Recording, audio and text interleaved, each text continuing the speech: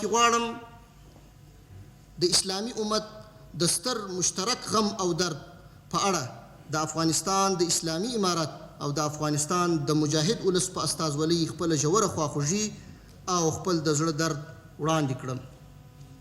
په غزه کې چې د غاصبو اسرائیلو له لوري کوم ظلم، وحشت او قتل عام روان دي، دا د نړۍ په تاریخ کې کمساری دي.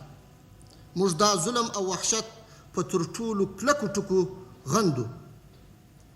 په ټولو اسلامي هیوادونو او مسلمانانو غږ کوو چې د دې ظلم او وحشت پر وړاندې په قوت خپل غږ پورته کړي.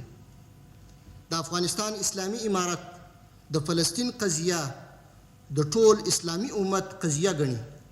د فلسطینیانو د ازادۍ د برحق داعیې ملاتړ کوي او په اوسني ستر غم او درد کې د غزې له مسلمانانو سره خپل ځان شریک ګڼي. د غاصبو اسرائیلو هغو ملاتړو ته چې د بشر د حقوقو تش په نامه شعارونه یې ورکول، په ډاګه کوو چې ستاسو اوسنی سیاست د غزې د مسلمانانو په حق کې له دوه مخیتوب او ظلم څخه ډک دی. تاسو باید له دې ناوړه سیاستونو څخه لاس واخلئ او له بشریت سره دا کلکه دښمني پرېږدئ. واخر دعوانا ان الحمد لله رب العالمين.